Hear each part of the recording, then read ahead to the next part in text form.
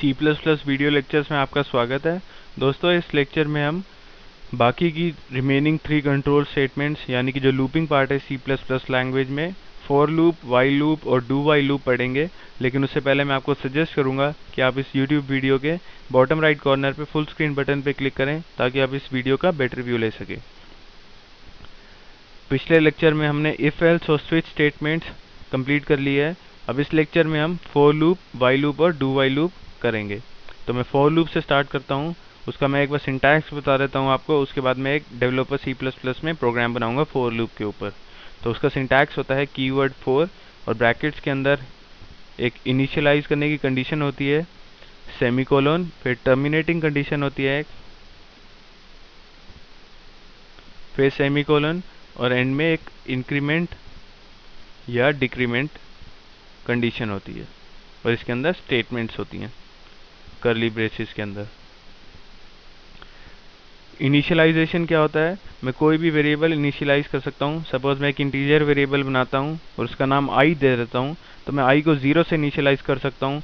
तो I is equal to 0। कोई भी टर्मिनेटिंग कंडीशन दे सकता हूँ, जैसे मैंने एक दे दी आई इज लेस देन 10। इसका मतलब यह है आई की वैल्यू 0 है और आई की मैक्सिमम वैल्यू 10 तक जा सकती है क्योंकि आई इज लेस देन 10। ये हमारी टर्मिनेटिंग कंडीशन होगी।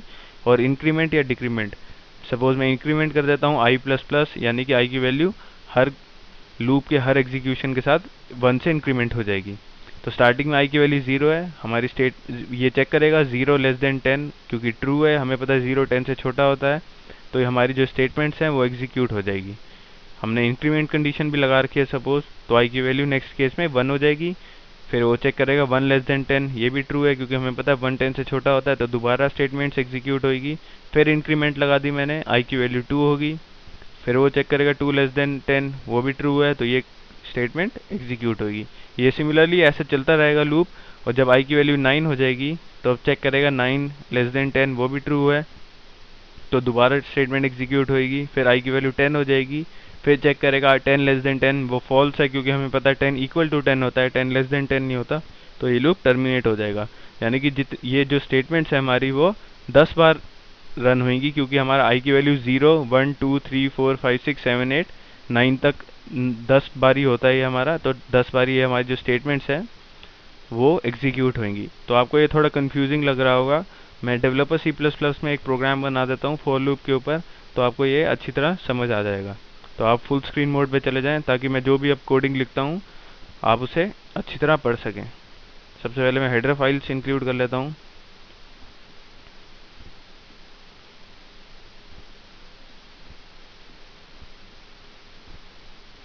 using namespace std main function। Basically इस प्रोग्राम में मैं 1 to 10 नंबर प्रिंट कराऊंगा यूजिंग फॉर लूप। तो मैं एक वेरिएबल बना देता हूँ आई और एक फॉर लूप लगा देता हूँ फॉर। हमें 1 से 10 प्रिंट कराना है, तो पहला जो मैं नंबर लूँगा यानी कि इनिशियलाइज करूँगा मैं आई को 1 से करूँगा क्योंकि हमें पहला नंबर 1 प्रिंट कराना है। और टर्मिनेटिंग कंडीशन हमारी क्या होनी चाहिए? आई इज़ लेस देन 11 क्योंकि जो नंबर 11 से लेस है वो 10 है और हमें 1 से 10 प्रिंट कराना है। तो हमारी टर्मिनेटिंग कंडीशन क्या होगी? I is less than 11। और क्योंकि हमें पता है जो लास्ट नंबर हमें प्रिंट कराना है वो 10 है और 11 से जो छोटा नंबर होता है 10। सिमिलरली अगर हमें 1 to 15 प्रिंट कराना होता तो मैं आई इज़ लेस देन 16 करता क्योंकि 16 से जो एक छोटा नंबर होता है वो होता है 15। आई प्लस प्लस यानी कि फर्स्ट केस में आई 1 है, सेकंड केस में आई 2 है। ये तब कब तक चलता रहेगा? जब आई की वैल्यू 10 हो जाएगी। उसके बाद भी हम इंक्रीमेंट करेंगे तो आई की वैल्यू 11 हो जाएगी। फिर यहाँ पे 11 लेस देन 11 ये कंडीशन फॉल्स हो जाएगी, तो हमारी स्टेटमेंट्स जो हैं जो मैं अब लिखूंगा वो एग्जीक्यूट नहीं होगी। तो मैं रन कर देता, इसको प्रिंट करा देता हूँ सी आउट आई। आई हमारा फर्स्ट केस में 1 है, फिर 1 प्रिंट हो जाएगा, तो आई प्लस प्लस यानी आई 2 हो गया। फिर ये चेक करेगा 2 लेस देन 11 ट्रू है, फिर 2 प्रिंट कर देगा। सिमिलरली आई की वैल्यू 3 हो जाएगी, अब चेक करेगा 3 लेस देन 11 ट्रू है तो 3 प्रिंट हो जाएगा यहाँ से। सिमिलरली जब ये 10 हो जाएगा तो ये चेक करेगा 10 लेस देन 11, ये ट्रू है तो 10 प्रिंट कर देगा। अब आई की वैल्यू दोबारा इंक्रीमेंट होगी यानी 11 होगी, फिर चेक करेगा 11 लेस देन 11, ये फॉल्स है तो हमारा 1 to 10 प्रिंट होगा। गेट सी एच ताकि आउटपुट विंडो क्लोज ना हो। कंपाइल कर देता हूँ मैं programme, control F9, 0 errors. Run कर देता हूँ कंट्रोल F10। आप देख सकते हैं आउटपुट स्क्रीन पे 1 2 3 4 5 6 7 8 9 10 प्रिंट हो रहा है। अगर मेरे को ये सारे नंबर्स नेक्स्ट लाइन में चाहिए तो मैं एक न्यू लाइन कैरेक्टर भी लगा सकता हूँ। इससे जितने भी नंबर्स हैं वो नेक्स्ट लाइन में प्रिंट होंगे। तो मैं एक बार कंपाइल कर देता हूँ, दोबारा रन कर देता हूँ। आप देख सकते हैं 1 to 10 जो है वो सारे नंबर्स अलग अलग लाइन में प्रिंट हो रहे हैं। तो दोस्तों मैं उम्मीद करता हूँ आपको फॉर लूप समझ आ गया होगा। अब मैं सेकंड लूप पे आता हूँ, यानी कि वाइल लूप। वाइल लूप का सिंटैक्स क्या होता है?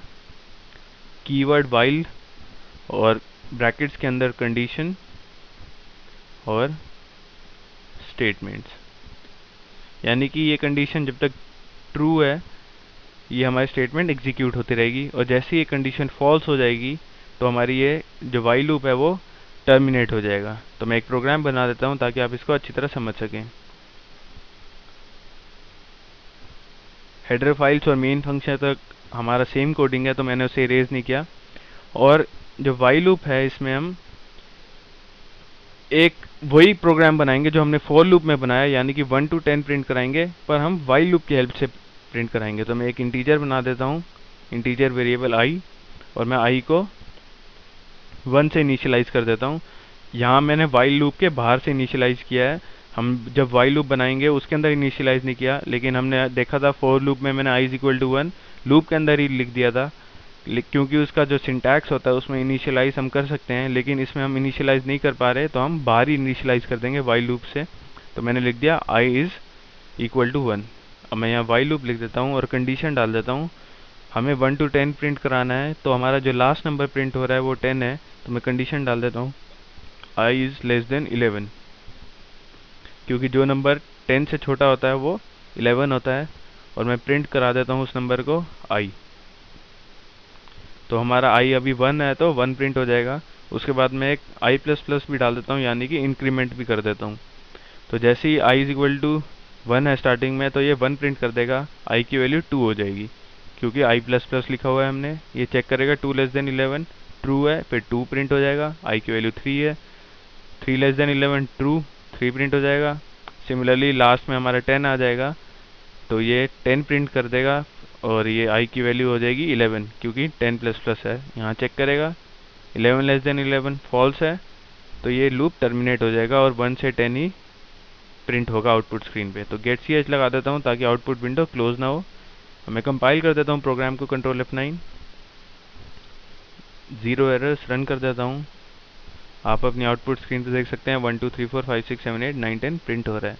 सिमिलरली अगर मेरे को 15 तक प्रिंट कराने हैं तो मैं i < 16 करूँगा, क्योंकि जो नंबर 16 से लेस है एक नंबर वो 15 ही होता है।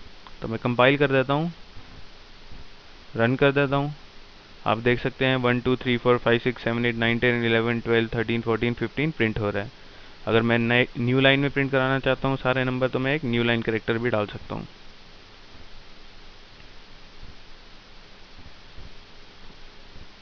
आप देख सकते हैं 1 से 15 सारे नंबर्स सेपरेट लाइन में प्रिंट हो रहे हैं। अब मैं लास्ट पार्ट पे आता हूँ, डू वाइल लूप पे। वाइल लूप और डू वाइल लूप में ज़्यादा डिफरेंस नहीं है, मैं डिफरेंस भी बताऊंगा। पहले मैं आपको एक सिंटैक्स बता देता हूँ। जो डू वाइल लूप का सिंटैक्स होता है वो ये होता है, do statements while condition semicolon. इसमें हम पहले स्टेटमेंट एग्जीक्यूट कर देते हैं और कंडीशन बाद में चेक करते हैं। लेकिन वाइल लूप में हमने क्या किया था, हम कंडीशन पहले चेक करते हैं और स्टेटमेंट्स बाद में एग्जीक्यूट करते हैं। लेकिन डू वाइल में हम पहले स्टेटमेंट एग्जीक्यूट कर रहे हैं और कंडीशन बाद में चेक कर रहे हैं। ये डिफरेंस होता है वाइल और डू वाइल लूप में। तो मैं एक प्रोग्राम बना देता हूँ डू वाइल लूप का, डेवलपर C++ में। सेम प्रोग्राम बनाऊंगा 1 से 10 प्रिंट कराना, लेकिन डू वाइल की हेल्प से। तो मैं एक इंटीजर वेरिएबल बना देता हूँ आई को 1 से इनिशियलाइज कर देता हूँ, डू लगा देता हूँ cout i, क्योंकि हमें i प्रिंट कराना है, और i++ लिख दिया मैंने। अब वाइल लिख देता हूँ, डू वाइल लूप है हमारा ये वाइल। इसके अंदर कंडीशन है i is < 11, क्योंकि हमें 10 तक ही प्रिंट कराना है, तो i is < 11। पहले केस में आई 1 है, ये आई को 1 प्रिंट कर देगा, आई की वैल्यू 2 हो जाएगी। फिर वो चेक करेगा 2 लेस देन 11, ये ट्रू है हमें पता है, तो फिर ये डू कंडीशन जो डू लूप है हमारा ये चलेगा, 2 प्रिंट हो जाएगा, आई की वैल्यू 3 है, चेक करेगा 3 लेस देन 11, ट्रू है तो 3 प्रिंट हो जाएगा।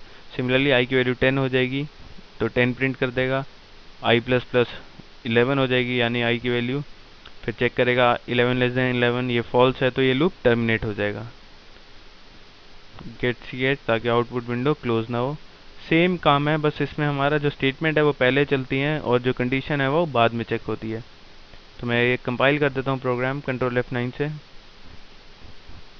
0 एरर्स, रन कर देता हूँ कंट्रोल F10। आप अपनी स्क्रीन पे देख सकते हैं 1 2 3 4 5 6 7 8 9 10 प्रिंट हो रहा है।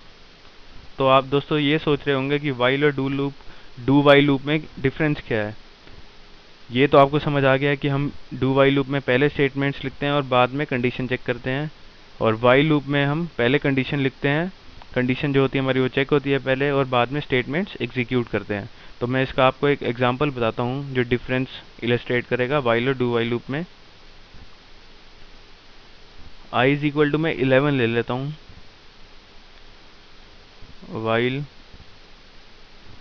i is less than 11,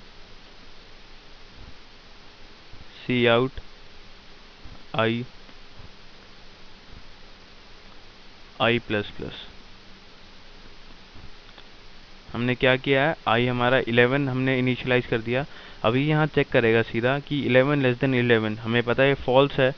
while loop में हम स्टार्टिंग में कंडीशन चेक कर लेते हैं तो हमारा कुछ भी प्रिंट नहीं होगा, क्योंकि वाइल लूप के अंदर हमने जो भी लिखा है वो प्रिंट नहीं होगा, क्योंकि हमारी कंडीशन जो है वो स्टार्टिंग में ही फॉल्स है, क्योंकि मैंने i को 11 से इनिशियलाइज किया है और 11 इक्वल टू 11 होता है, 11 लेस देन 11 नहीं होता। तो ये कंडीशन वैसे ही फॉल्स होगी, तो हमारा वाइल लूप के अंदर है वो कुछ भी प्रिंट नहीं होगा। तो मैं कंपाइल कर देता हूँ प्रोग्राम, रन कर देता हूँ, आप अपनी स्क्रीन पे देख सकते हैं कुछ भी प्रिंट नहीं हो रहा है। तो वाइल लूप में क्योंकि हमारी कंडीशन पहले चेक होती है। सिमिलरली अगर मैं यही प्रोग्राम डू वाइल लूप में करता हूँ, do cout i plus plus while i is less than 11। तो दोस्तों इसमें हम पहले स्टेटमेंट्स लिखते हैं, तो ये सी आउट आई यानी कि 11 प्रिंट हो जाएगा, उसके बाद ये कंडीशन चेक करेगा 11 लेस देन 11, तो ये फॉल्स है कंडीशन, तो कुछ भी प्रिंट नहीं होगा। लेकिन स्टार्टिंग में जो हमने सी आउट 11 करा है 11 प्रिंट हो जाएगा। तो यही डिफरेंस होता है डू वाइल लूप और वाइल लूप में, कि इसमें हम स्टेटमेंट्स पहले रन करते हैं। तो हम यहाँ पे सी आउट आई कर रहे हैं, आई की वैल्यू 11 है तो 11 प्रिंट हो जाएगा, आई प्लस प्लस यानी 12 हो जाएगा, फिर ये चेक करेगा 12 लेस देन 11, ये फॉल्स है तो आगे कुछ भी प्रिंट नहीं होगा, लेकिन एक बार 11 प्रिंट हो जाएगा, जो कि अगर हम वाइल लूप में करते तो ना प्रिंट होता, क्योंकि 11 लेस देन 11 स्टार्टिंग में ही कंडीशन चेक करता तो फॉल्स हो जाता। इसमें हम पहले स्टेटमेंट एग्जीक्यूट कर रहे हैं और बाद में कंडीशन चेक कर रहे हैं तो 11 प्रिंट हो जाएगा। तो मैं कंपाइल कर देता हूँ कंट्रोल F9 से, रन कर देता हूँ, आप देख सकते हैं 11 प्रिंट हो रहा है, जो कि वाइल लूप की हेल्प से नहीं हो रहा था। तो मैं उम्मीद करता हूँ आपको वाइल लूप और डू वाइल लूप का डिफरेंस भी समझ आ गया होगा। तो नेक्स्ट लेक्चर में दोस्तों हम एरेज के बारे में पढ़ेंगे। आप ये वीडियो मेरा हाई डेफिनेशन में भी डाउनलोड कर सकते हैं, मेरी वेबसाइट sites.google.com/site/PL lectures। मैं रिपीट कर देता हूँ, sites.google.com/site/PL lectures। सो दोस्तों आज के लिए इतना ही, till next lecture, goodbye, take care.